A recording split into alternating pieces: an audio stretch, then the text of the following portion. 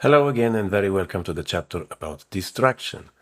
What do I mean by distraction? Well, basically I'm thinking about those situations where we can use our pieces to deflect the opponent's pieces from their supposed attack. We could attack the opponent's pieces, or we could create some kind of threat which forces the opponent to momentaneously switch their focus from the attack onto their own defense. Defense on pawn, safeguard the king, and so on. And this means that we would win important time in our defensive play. We can use this idea with all our pieces, and it's important to understand that sometimes we can carry out this idea of distraction by means of a sacrifice. For example, when the opponent has sacrificed some pieces for their attack, we can give back something in order to move away their pieces from the main battlefield where our king is, so to speak. Let's have a look at one first example. It's a rather simple one. You will immediately understand what this one is about. In this game between Gazi with white and Repka with the black pieces, you can see that white is a whole rook up. However, black has two very important threats here, right? We have the threat of mate in 1 with rook f1, and also there is the threat of e1. So what do you think white can do about this? How could I possibly defend against the opponent's two threats? Sorry, that's right. We don't have any natural defense. We can't simply bring in the king or put some piece on the first rank to defend everything. We have to think about some kind of active defense, so to speak.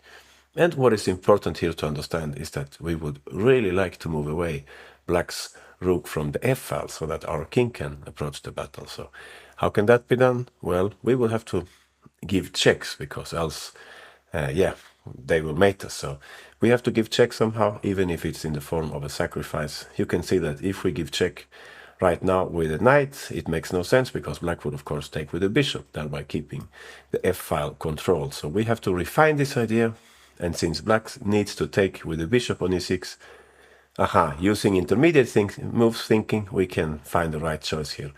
We give the check on h8, so that after bishop g8, now we're ready to distract black's rook by playing knight e6. This is how Gazik proceeded in the game. Obviously, moving the king now with black leads to mate, so black will have to take back on e6, and finally we are ready to bring in our king.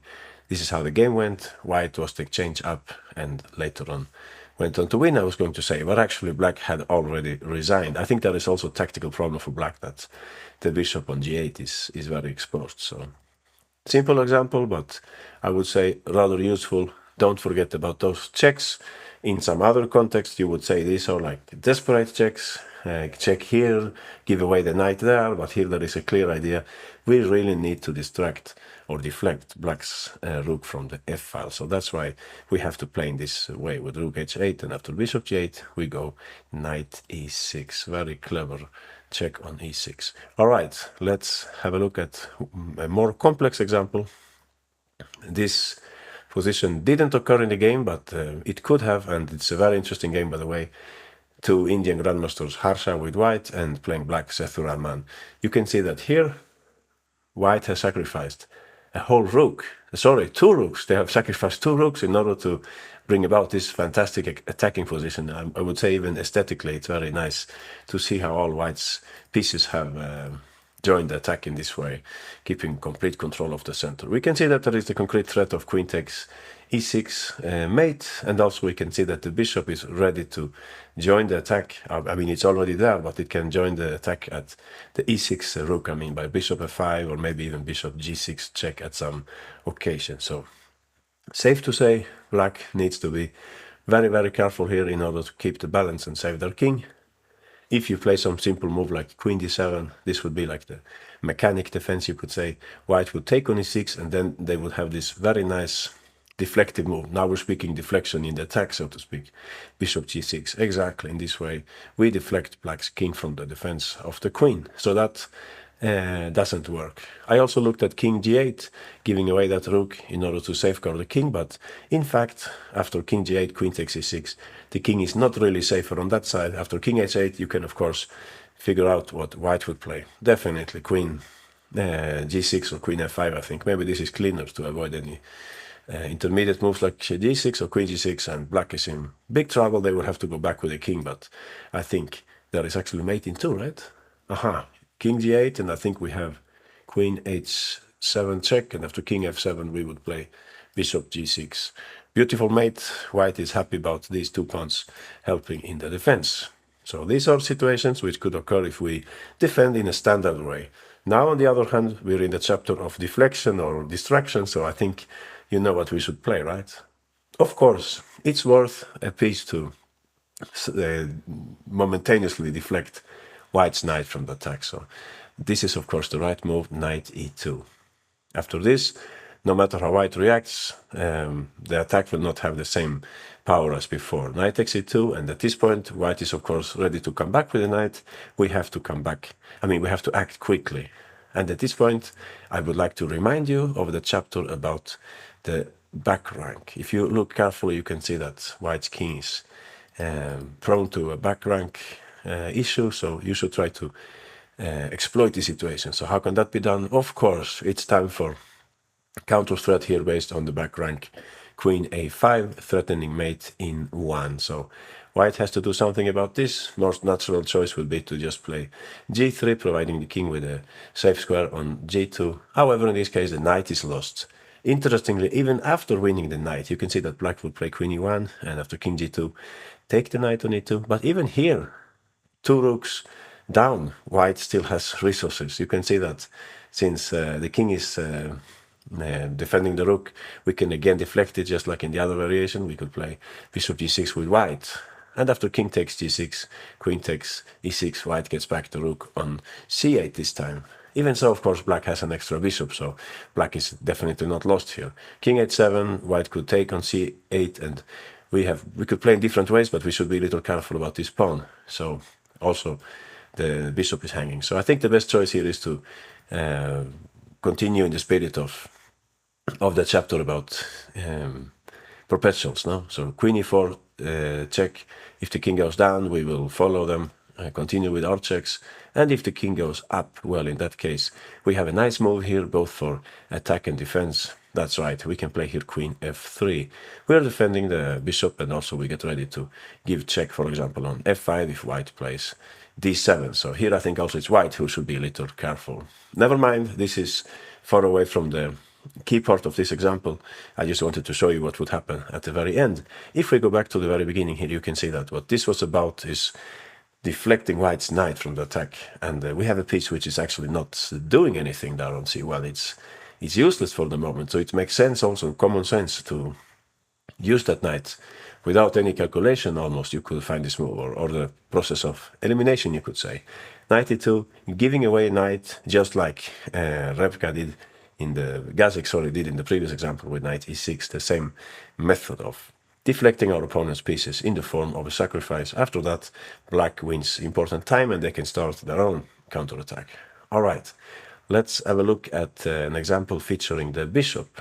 This was about the knight. I would like to continue with the bishop now. So let's go to the next example. In this game between Ruiz with the white pieces and Avila playing black, you can see that we have a uncommon material relation. White has the queen and black has a rook and a minor piece. Yeah, maybe not so uncommon. Unbalanced, you would say. We can immediately see here that black is in trouble because white has a strong threat here. I'm actually not talking about bishop takes d2. I'm talking about bishop f6 followed by queen g7 and queen takes e7 mate. So what do you think black should do about this? How can we possibly defend here? The most natural move would be to play king h8 to reach safety with the king. However, in this case, white would take on d2 and it would be a difficult situation for black. They could try to push the pawn with b3, trying to queen the pawn. White could reply in energetic fashion here with e5. This is a clever move to attack the bishop on d4. And also we are providing a square for our bishop on e4 where it could stop the pawn on b2. So this would be a bit troublesome for black. I looked at b2 and after queen takes d4, b1 check, king h2, it's very, very difficult to defend black. You can see that even this move will be interesting in the future in order to enhance white's attack. So that's not going to work. We will have to look at some more refined, some more advanced defensive idea here. And that's where distraction comes in, because it could actually be worth a piece to distract white's queen from the g file. So that's what happened in the game. Avila noticed the nice move here, bishop d7. So of course, when giving away a piece like that in a materially balanced position, we need to have some clear compensation. And here the fact is that we have a passed pawn which is very close to queening. So bishop d7, very clever move. However, the game remains complex. White took on d7, and after b3, they used an intermediate check. We are familiar with this from the chapter about intermediate moves. It's very often used in attacking play as well. And that's what happened here. White gave check on e6 because they had calculated that later on this would give them more checks. After king h8, white took on e7, which means that now they can carry out this move with check bishop f6. That's how the game went. Of course, black doesn't have many choices here. They have to bet on their passed pawn. They played here b2. After bishop f6 check, bishop takes f6, queen takes f6, king g8. White again used, it's not really an intermediate check, it's more like a tactical move. Queen g5 in order to pick up the knight. They had a draw in the pocket, but they correctly went for a win here. King h8 and queen takes d2. Black queen, b1 queen, and after king h2, you can see that this kind of position, it's still very difficult for black in practical play.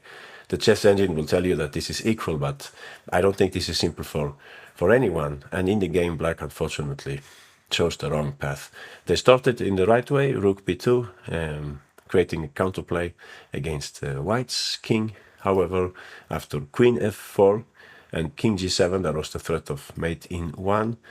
White played here e5. White is doing all the right things. They are speeding up their attack before black is able to attack the bishop on g2. This is the critical moment. It's definitely not about distraction anymore. This is just about calculation and candidate moves. There are two ways to attack the bishop on g2. We could either play queen c2 or queen a2. Which one would you think is the most powerful one? What would be the difference? It's actually a very tricky question. In the game, black played queen c2. I think for most of us this would be more natural because it looks like more forcing. However, in this case, after white again uses an intermediate check, queen g4 check, they can then put the queen on f3 with tempo. After, you can see wherever the black king goes, white will play queen f3. So this is what happened in the game. And this is very unpleasant for black, because now you can see there is the threat of queen f6 check and g4 mate, and also the pawn is hanging, so black is lost here. The right way was the opposite way. They should have played queen a2. So what's the difference here? Why is that so much better? Well, you will see. After queen g4, we could play here king h8, and they don't have the check. If they instead play queen e4, we will have the move here rook e2. This is the key move because we simply don't let them coordinate their pieces. After they go queen f3, we could go rook f2. We continue to attack the bishop on g2. On the other hand, after rook e2, if they go queen g4, we can go back to h8. And as you can see, they are just one move away from creating big problems for us. For example, if we go back with the king, they could take this pawn. However, we use this smart move again, rook f2. We don't let them rest, so to speak. Some kind of, I wouldn't say perpetual, but repetition of moves. Queen e4, rook e2, and white cannot progress. But this was difficult to see. In any case, what's important here to understand is that black was in big trouble, and the right move here for black is to play bishop d7, giving up the bishop in order to buy precious time. In this way, we make sure that we can run with the pawn and create counterplay with our new queen. It's definitely worth a piece in order to move away white's queen from the g-file in this way. It's time to have a look at an even more complex example. This is from the good old times. Gligoric with the white pieces versus Toulouse. This is a game that I found in Grigoric's great book.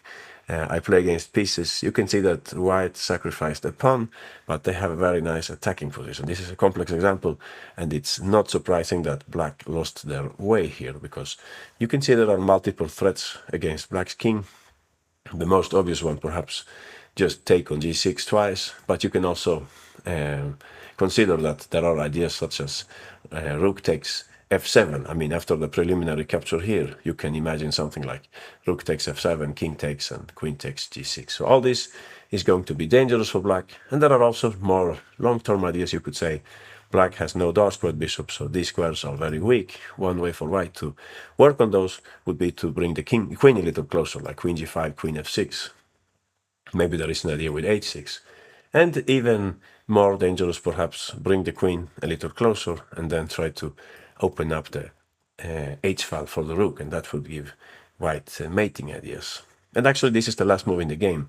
Grigoric just played rook f4, which means that the queen can come a little closer to the action. So yeah, I'm talking a lot about white's possibilities here, but we should talk about black, of course.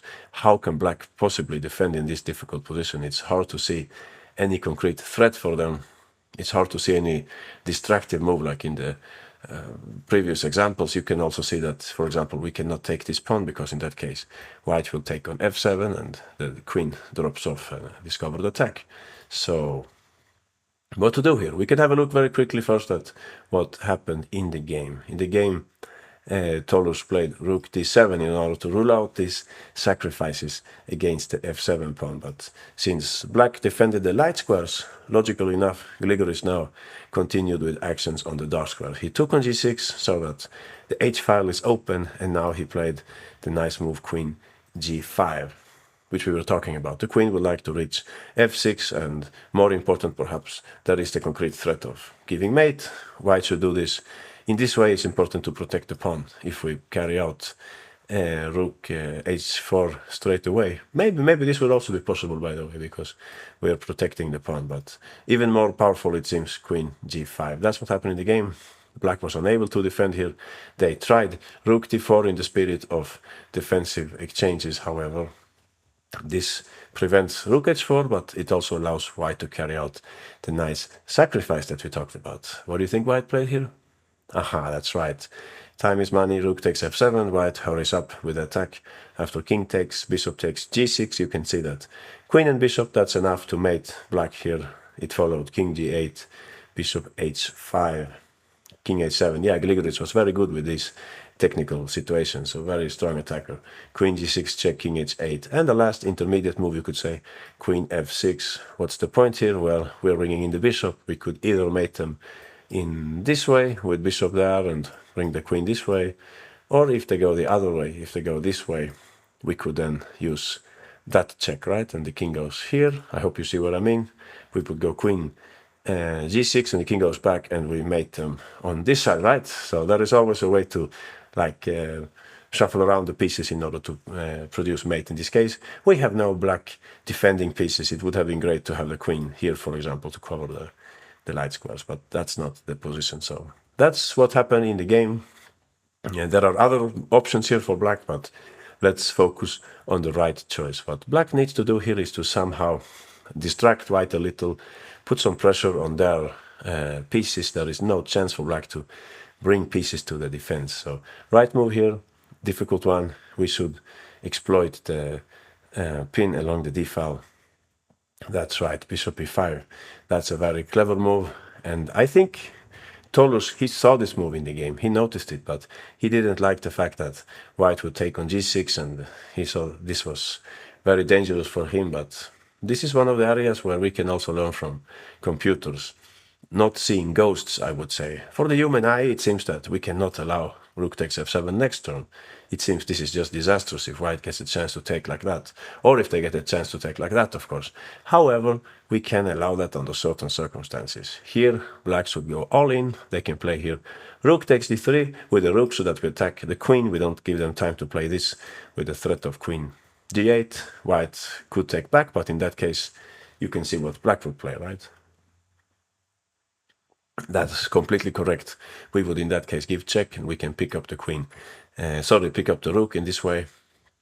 You can see that white has this check. I mean, this is the difficulty, I suppose, with all this, that we actually let them take like that and we don't get killed. That's surprising, but we need to get used to these kind of situations, not seeing ghosts, even if the opponent's pieces are very close.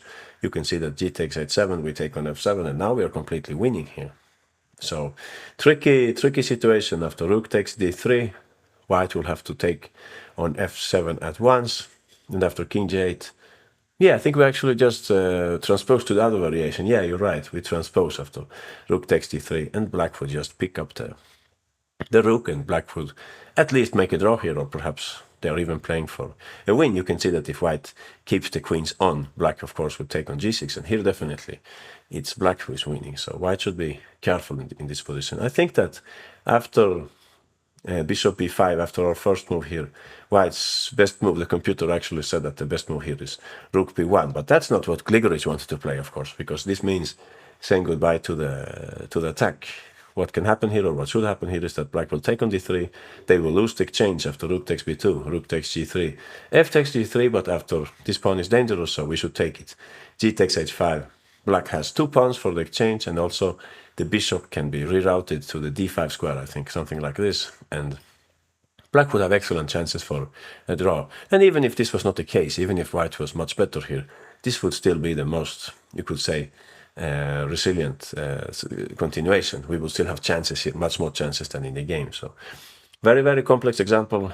What can we say about this? Well, our opponent is attacking us, and we should somehow try to make them lose their coordination.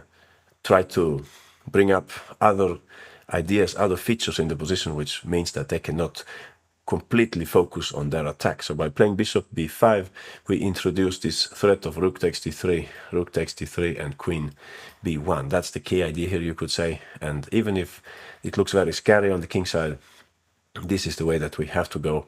And you could say that the contemporary strong players, they are very good with this. They know where they can actually live with such unpleasantnesses, like in this case, white can take on g6 and take on f6 and so on. So very difficult example, but I would say very interesting. Let's continue. Let's take a much simpler example. I wanted to show you something about the rook also, how we can use the rook for deflective purposes. Here in this game, with the white pieces Bjerre and playing black Ter Sahakian, you can see that white is having some initiative here. The pawn on g7 is exposed. White would love to play rook g4 next turn, of course. This would be extremely dangerous for black. And I think, honestly, I think that the first move that you see here, it's actually the correct move. Black's best move here is very intuitive. It's the first move that many of us would play even in like a blitz game. So you're completely right. We should create our own threat. This is very natural move. Rook d3, and very strong, because this makes white lose some of their coordination, in the sense that the queen, it would like to stay on g3 because it's attacking, and at the same time it's also defending. So now it will have to move, or they have to play rook f3. So if it moves queen g5, we can play here the nice move rook d5. This was not so strong in the beginning. If you look at this position and you say rook d5, it's not the same thing, because in this case this rook is protected by the queen, so white could just play here rook g4, and it would be difficult for black to defend. You can see that the queen is defending everything. But if we first play the move rook d3, we are ready to meet queen g5 with rook d5. And you can see now it's different. They cannot play rook g4 because they are simply losing the bishop on e5. So something happened with white's coordination here, you could say. f6 is a move I looked at, but it's not really that dangerous. You could even play this cold-blooded move h6, so that you deflect white's queen from its defensive duties. It's not so easy to see how white should react here. You can see that if queen f5, maybe we can bring in the bishop also to d3. So yeah, white is definitely on thin ice here. So after rook d3, the game Bjerre instead played simply rook f3. But this means saying goodbye to the attack, because now we don't have this idea with rook g4 anymore. Black simply traded, and they did something here after rook takes f3, g takes f3. They played a move which I very much like. It's the kind of intuitive defensive move belonging to the category of mobilization to the defense. You don't really need to calculate it. Aha, you're right. This is a nice move here. Please remember this pattern, bringing our pieces a little closer to the defense. The bishop was not doing too much on a6 anyway. So bishop d3, very smart move.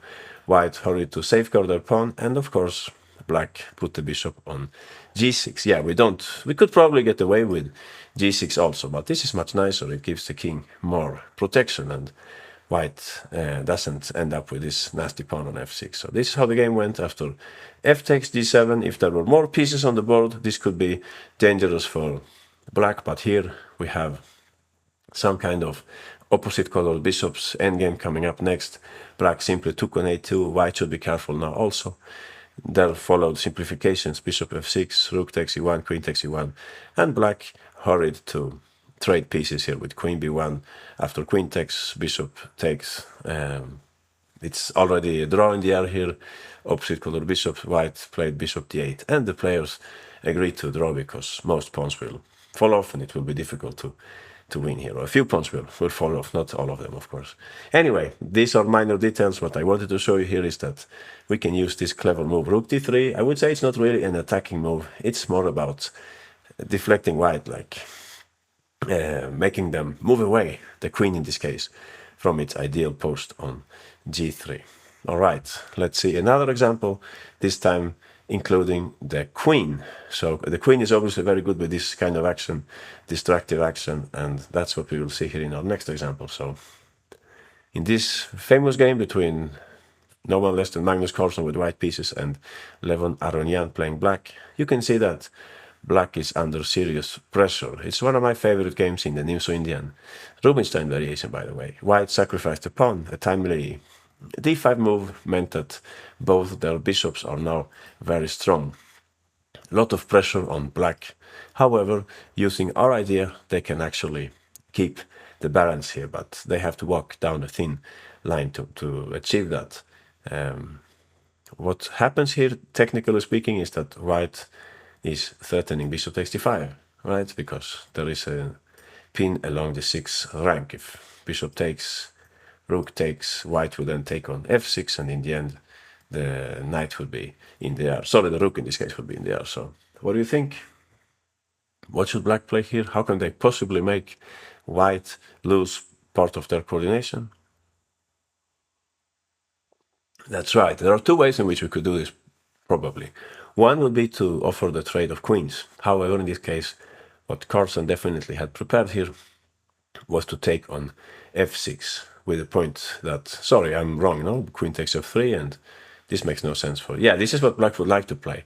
No, I'm mixing it up. After queen f4, he would first take on f6, f4, sorry, let's see if I can get this right.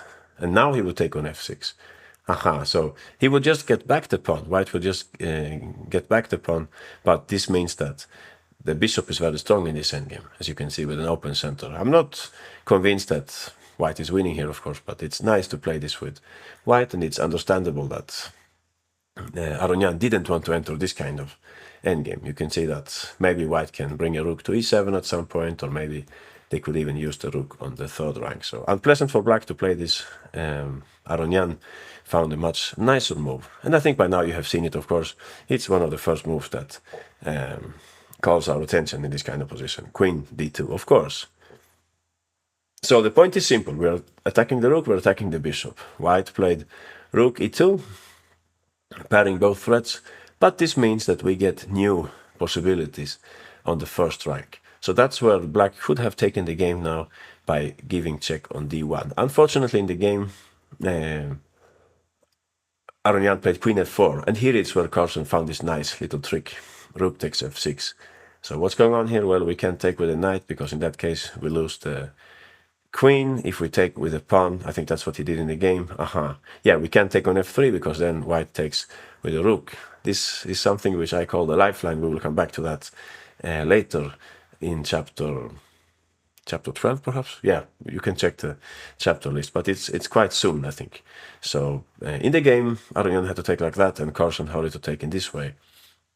And they ended up in this endgame, which was very unpleasant for black. The bishop pair is extremely strong in this kind of endgame. So the right choice here after rook e2, since white doesn't control the 1st rank anymore, we can play queen d1. After king h2, I think black's next move is not difficult, and I'm convinced that Aronian saw it during the game also. It's just that in this rapid game it was difficult for him to calculate everything. That's right, we can play knight f4. Very nice move, because now we are fighting against, we're exploiting the pin along this diagonal d1 h5. Not so easy to see exactly how should white continue, or perhaps it is easy to see how white should continue. It's difficult to see how black will get away with this. Yeah, you'll see what I mean. White will take on f4, so that they can then take on f6. Yeah, with a bishop, because if you take with the rook, black just makes it to take here. This pawn is not really important. Black can then just, they have to play king h8. So white would take instead, after queen takes e2. I admit this is a complex example. I'm confusing myself also here. They should take with the bishop instead, like that. Now you can see that the other bishop, black cannot take it, because in that case, white will play queen g5, and there is a typical mating idea with queen h6. So what black will have to play here is g takes f6, and nobody likes to play this kind of position. This looks very ugly for black. The king is weak, there are no defenders almost, and white has several pieces in the attack. However, it's fully possible to defend this position. For starters, we should notice that there is this plan of queen e5. Trading queens, that would be heaven for black, of course. So what white would play here is queen takes f6. At this point, it's again very dangerous for black. You can see that this is an easy plan for white. Also, they could consider to switch lane with the bishop to attack the pawn on h7, but what black can do here, they can bravely take on a2. The first move that we should check, by the way, the acceptance of the sacrifice.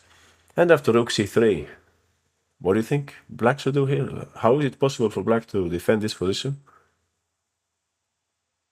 You're right, we're a rook up, so we can give up something. Queen b1, maybe this is what Aronian didn't fully notice over the board. Very clever move, so that after rook g3, we can go queen g6. We're giving back now the queen. Material balance is restored. White can take now, or they can take a little later. But we have two rooks, so definitely we should be able to save this game. Maybe the rook can come here, the other rook can join the battle in that way, so on. Usually when you have two rooks versus a queen, it makes sense to keep those two rooks together on the same file or same rank and so on. So this was a way in which black could have saved the game. That is also a more, what can I say, less natural way for black to continue here. They could actually also play rook fe8. Yeah, the kind of move that computers like, and which are difficult for humans. The point here is simply that white can give a ton of checks, but they don't mate black, interestingly enough. Yeah, rook g3, king f8, that was the point of rook e8. Clearing space, and you can see that many checks but no mate after, let's say, queen h8, king e7, or queen h6, king e7. Yeah, this is what I looked at, rook e3, king d7. The king walks all the way back, all the way to the queen side, rook d3, king c7, and rook c3, king b7. Yeah, so funny variation, impossible to see all this at the board. You can see that by now it's white who should take the perpetual with queen c6. So very complex example. I remember seeing this game. I was very impressed. I'm still impressed, but it's interesting that technically speaking, black could actually have saved this game. But that only shows that one thing is practice, and another thing is when you're sitting there at home checking the game with a stockfish running and so on. Everything seems so simple, but it's not like that in real life, so to speak. Queen d2, very nice invasive move. We're like invading the opponent in their camp. That's the typical, you could say, situation for this idea of deflection or distraction after rook e2. Aronian unfortunately traded queens. I think this variation that you and me are looking at, it was just very difficult to visualize over the board. King h2, knight f4. I think after queen takes f4, queen takes e2, I think he went up to this point in the game.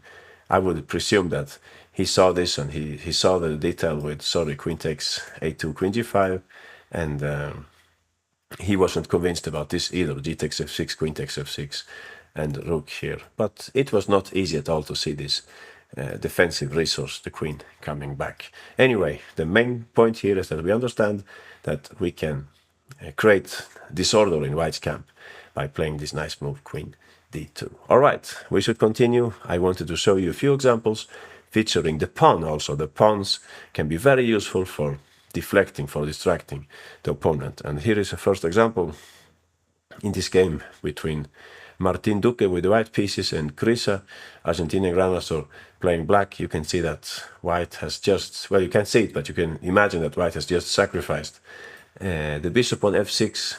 It's up to black now to decide whether to accept the sacrifice on f6 by playing g takes f6 or do something else. Well, the first thing to check, of course, is what happens if we take here. So g takes f6, why? Why did white sacrifice like that? What did they have in mind? Aha, you're right. There is something going on here on this diagonal. So what white would like to do, speaking of deflection, is after d takes f6, they would like to take on f6 again, so that black's queen leaves the a2, g8 diagonal. So if black takes, you can see that there is mate in 2. Rook g5, and white mates on the next move, thanks to the double check. So this is what white had in mind when they sacrificed on f6. So we could, of course, just ignore this and play just any normal move like knight g6 or something, but that would mean playing with the pawn down. Instead, Krisa noticed that there is a nice way of making white lose coordination here in this position. Since the queen is so important on the a2, g8 diagonal, what do you think black should play? Good point. We can play here the little move b5. Such moves are sometimes forgotten in our calculations. We talked about this before. Sometimes when you have a situation like this, you are focusing on a specific part of the board, something like this, something like this, and it's difficult for us to perhaps look beyond that little box and find a move like b5. But that's what black played in the game. You can see that now queen takes b5 is not working because black would then take the rook, right? So what white played here in the game was rook g5. Brave move. I like the spirit of, you could say, Mikhail Tal here, trying to keep the attack going, even a queen down. However, after b takes c4, rook takes d7, king h8, the windmill isn't working that well because black can always take on f6. So what did I play in the game? Yeah, since rook f7 invites queen takes f6, Martin Duque first played bishop c3. And here Krisa played nice move, I must say.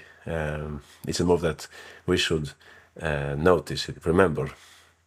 Since there is this situation with the windmill or some kind of getting back the material, recovery of the material, we can actually give away the queen ourselves at this point. And since this is like a main enemy for black, you got it, we can play here queen e5. Very nice trick, because at this point after bishop takes, rook takes, yeah, that's how the game went. Black went on to win here. There is not much attack for white anymore. I think also if you try, yeah, there is no other move, right? Yeah, we can, in the very worst case, we can even take the bishop. So yeah, this is very nice for black. Black later on prevailed. So probably after b5, what white should play is queen takes c5. But that means saying goodbye to the attack, at least in its most powerful version. Black could take the bishop right now, but this might be even nicer. We're preparing to take in this way. White would have to give away the exchange in that way. Bishop, rook takes d7, queen takes d7, put the bishop somewhere. And at this point, I would say, very often when we are playing with the extra exchange, or when you have rook and the pawn or 2 pawns versus 2 minor pieces, it makes sense to trade off the opponent's remaining rook. So a good move here would be for that reason, rook f8, because if rooks are traded off, well, then white's last rank will be a little more exposed, while we have another rook that we can use. So this almost always makes perfect sense to trade off the opponent's remaining rook when we're having this kind of material balance with an extra exchange, for example. So material here is about equal, but black is perfectly safe and perhaps even slightly better here, despite white's strong bishop on the open diagonal. Anyway, what happened here was that white was having a strong attack, but black noticed this little move b5, which helped them to turn the tables here and deflect white's queen from the attack. A small move, but it's easy to miss such moves, at least in our preliminary calculations. All right, let's see another example featuring a smart pawn move. Here we're playing with the white pieces, Matt Lakov playing white, Alonso Rosell with the black pieces. Very complex position, both sides have numerous threats, both kings are exposed. I think black has just played bishop g4, or the bishop recently arrived at g4. You can see that the rook is hanging, but also you can see that bishop f3 might be scary for white. They don't have many pieces in the attacks, in the defense. So what do you think white should play? Should they just play rook f1, or is there some smarter way to defend? Well, we could of course check rook f1 first. It saves the rook and it brings the rook to the action, so to speak. However, what black had prepared here was definitely to play bishop f3. Unfortunately for white, g3 allows a terrible invasion on the dark squares. You got it. Black would play queen d2, threatening mate and also hitting the bishop on d4. After bishop f2, I think the best move here, e3 perhaps not fully convincing, so black should play bishop g5 instead. And now we have e3 coming up next. This looks dangerous for white, so let's try to find something better. We can see that, speaking a little of black's defenses, we can see that the queen is important on g5. It's defending the pawn on d5 and it's defending the bishop on e7. So I think it's a little similar to the example Bjerre versus Ter Sahakian, where black played rook d3, if you remember, hitting the queen on g3. So this is similar, just that white in this case has to use a different piece to deflect black's queen. So which piece might that be? That's right, we can use this little pawn for that purpose. h4, very nice move. In some other situation, this will also be useful in the sense that we clear a square for our king, by the way. But here it's more about making black lose their coordination. So h4, there are no real alternatives here for black, but to take on h4, the queen cannot reach d2 on this occasion, so the queen takes h4. Now we are ready to go for our attack. Of course, Matlakov hurried to play knight takes d5. Well, I shouldn't say of course, because he had to carry out some calculation to make this work, but it's clear that it's the move that white would like to play. Black accepted the challenge here, they took on d1, and white played knight takes e7. You can see that moving up the king would invite knight f5, dropping the queen, so black played king f8 instead. Here there were at least a few different moves which should win the game, but what Matlakov played was very clear-cut. He played knight takes g6 so that the queen can come to g7. So we have to act quickly here. Black also had, I would say, they had a perpetual here, an idea, I mean, the idea of carrying out a perpetual on e1, h4. So this is very well timed. Knight takes g6 check, h takes g6, queen g7 check, and after king e8, I'm convinced that you can see white's best move here, right? That's completely right. Of course, the pawn on g6 can wait. We should look for something more forceful, and that is bishop f6. Very nice. White is a whole rook down here, but they have so strong threats apart from the queen and the rook. There is the threat of mate in one, and we have some extra threats like queen g8, and after king d7, queen takes d8. Even the bishop could be in danger, perhaps. So, yeah, difficult for black to save this position in the game. They played queen e1, and after king h2, black played rook d7, which is not helping their case, but it was already impossible. And white duly played queen g8, mate. Very nice, what could you say, counterattack, but it was based on this idea of deflecting black's queen from the ideal square on g5 by using this little pawn move h4. Very, very nice feature, something definitely to remember. All right, I would like to show you one last example which features the usage of the pawn in a different context, because here we are basically pushing a pawn, giving it away in order for some other benefit in the position, to move away an opponent's piece from a good square.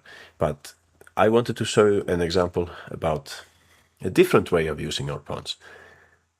We actually came across this, yeah, in the example, in the second example, Ruiz versus Avila. If you remember the example where black played bishop d7 and they deflected white's queen from g4, and later on they pushed the passed pawn on b3. If you remember that example, we saw it at the beginning.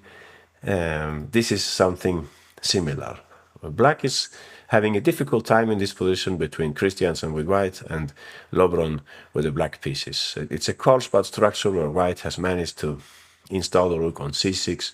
They are better on the whole board, I was going to say, but almost the whole board, because there is one sector of the board where actually black is better, and that's where black's chances reside.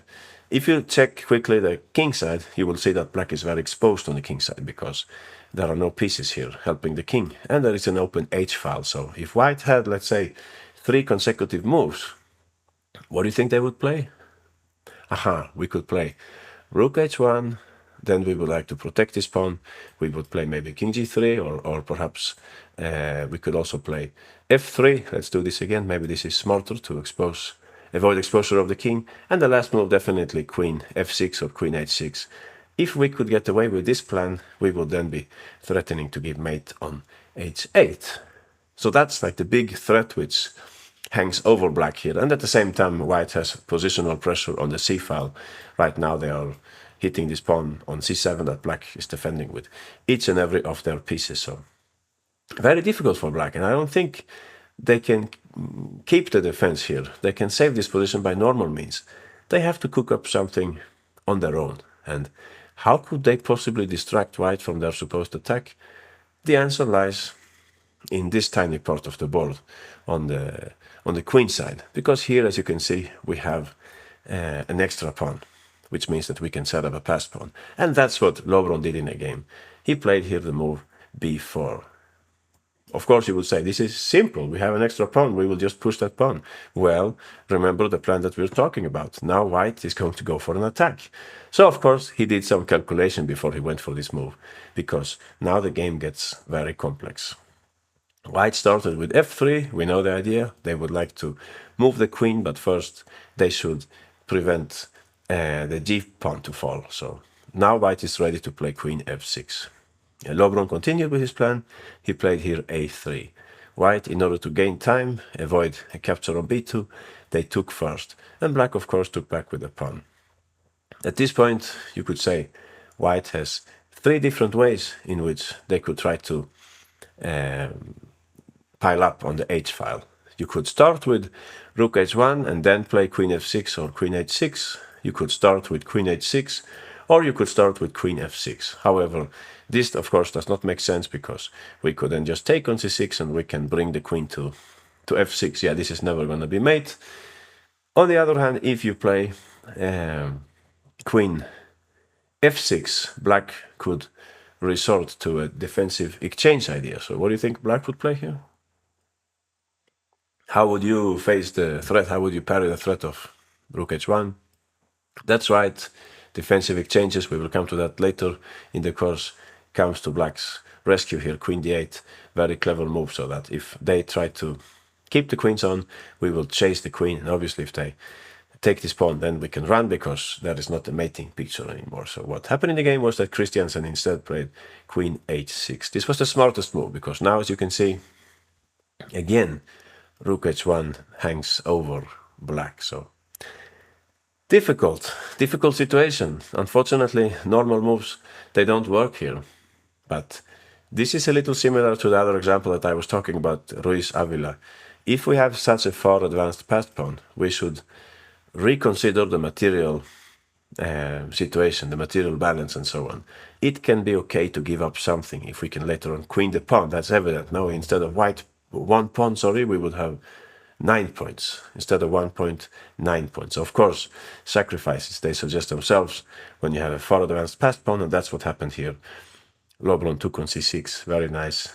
Rook takes c6 and a2. So what I was saying at the beginning was that probably even this he had to calculate in advance. He had to make sure that white cannot get at the black king in some way. And I think it's actually about one tempo, because white at this point, they took on g6, rook c1. We will, of course, just continue our plan, and we will have two rooks versus the queen again, like in the other example. This would be perfectly fine, like in Carlsen, Aronian. This would be perfectly fine for black. White can't really get at black here, and the rooks are fairly active. Now we could perhaps start the counterattack also. But on the other hand, yeah, maybe this is even better, because, by the way, we keep the rooks connected, avoiding any forks and so on. But in the game, after rook takes g6, f takes g6, queen takes g6, king f8, as you can see, had white perhaps, if this pawn was one step further up on the board, maybe white would have been winning. No, that's what I'm trying to say. They would have just one tempo, they would win the game, possibly, because they could use the pawn for the attack. Maybe, no, maybe not clear. In any case, you had to have a look at this before you went for this whole operation. So that's probably what Lovron did in the game. White can't really progress in this position. They can take this pawn Can they? No, yeah, they can maybe or maybe not, but I don't think it doesn't make a big difference. The only bad thing that could happen to black is that in some way, miraculous way, white would be able to take this one with check and then give check here and then take on a7. That's like the biggest risk for black here, but that won't happen if we pick good squares for our king. So queen f5 check, king e7. Of course, the rook is not relevant here since we're about to queen. If queen e5, so it would be extremely silly to put the king on one of these squares, even if I think that objectively it would be a draw. But of course, much better just to play king f8, so that they cannot take this pawn with check. So that's how the game went, and later on, this was a draw by repetition, I think. So very nice example about how we can use our pawns in order to deflect the opponent from their supposed attack. This was definitely the only chance for black. They couldn't save their king by normal means.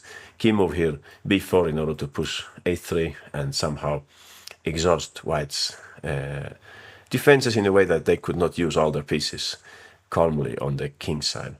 Okay, these were the examples that I wanted to show you in the context of distraction. Let's have a very quick recap. We will go back to the first example here. Black was having an interesting attack, but white quickly noticed that by giving check and giving a second check on e6, they would be able to deflect black's rook from the f-file, which means that white's king can get a little closer. In our second example, we saw that white was having a strong attack, but by this little trick, knight e2, black managed to, at least for the moment, deflect one of white's pieces from the attack, which gave black important time to start their own counterattack. In the next example, we saw that giving away a bishop was fully justified in order to deflect white's queen from the g-file. So bishop d7 was a good move. After that, black is ready to run with the pawn, although it's true that the position is still very complex. In Grigorich's example, very complex example again, bishop e5, somehow black is able to break the coordination of white's pieces here, but in order to play this, we had to be ready to accept the arrival of white's rook to f7, not seeing ghosts, so to speak. Complex variation to calculate at the board, definitely a big challenge, but important. We can see here that if rook takes d3, we have queen b1 and queen takes d3, and black just makes it to bring back the queen to the defense. This was a simpler example. Rook d3, white has to do something about their queen. There is no ideal solution. If they move the queen, for example, they lose the coordination of their attack. We saw in Carlsen Aronian that Aronian's queen invasion was very powerful. Queen d2, this was a nice way of, you could say, interfering with white's attack. After rook e2, black could play queen d1 and knight f4, putting obstacles in white's way. We saw in the next example the usage of pawns, b5, deflecting white's queen from the supposed attack, which had a huge impact on the tactical battle. In our next example, we saw Matlakov use exactly the same idea, h4, in order to kick away black's queen from the ideal g5 square so that they could then take on d5, thereby speeding up their counterattack. And in our last example, we saw the clever usage of pawns, setting up a passed pawn. That's one of the best destructive ideas, I would say. Unfortunately, it's not always available, but here it helped black to save a point. But it was important to understand that in the main variation here, we would actually give up a queen. Once you have a far advanced passed pawn, you should be ready to give up something. That was very important. All right, thanks, and see you in the next chapter.